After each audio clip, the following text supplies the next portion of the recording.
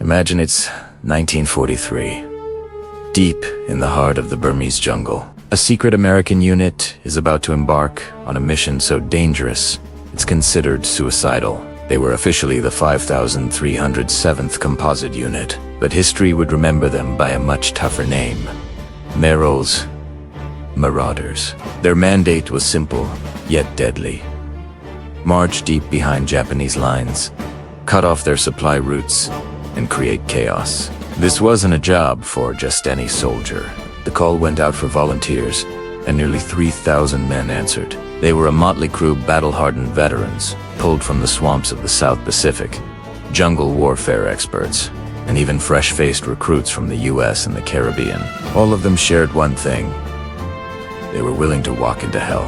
Led by Brigadier General Frank Merrill, these men trained relentlessly for a new kind of war. They weren't meant to seize and hold ground like a traditional army. Instead, they were a long-range penetration group, a spearhead designed to strike hard and fast, then melt back into the jungle. Think of them as the original American Special Forces, operating hundreds of miles from any friendly support. Their journey was a relentless slog through some of the most unforgiving terrain on Earth. They marched for 1,000 miles on foot, their path cutting through dense, mountainous jungle. Their only companions were the mules carrying their essential gear and ammunition. But the Japanese soldiers, known for their fanatical defense, were only one of their enemies.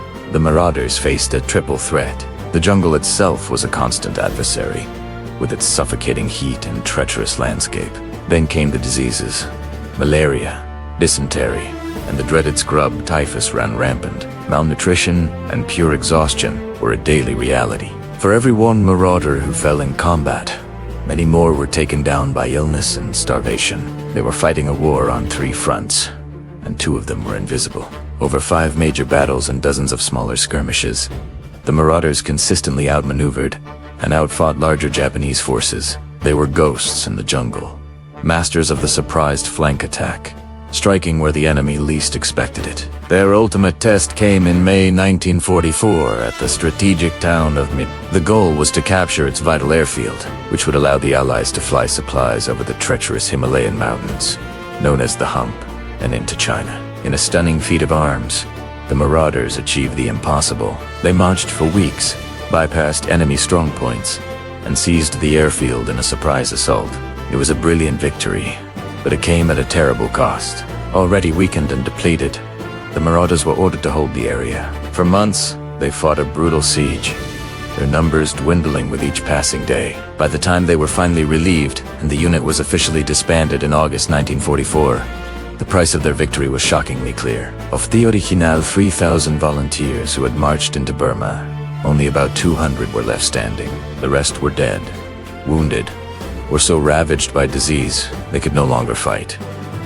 They had been utterly spent, but their sacrifice was not in vain.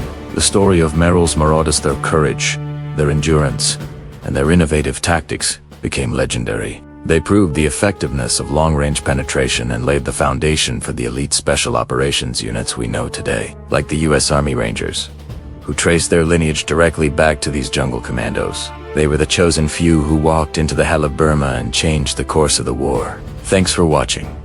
If you found this story of incredible bravery as fascinating as I do, please hit that like button and subscribe for more hidden histories. See you next time.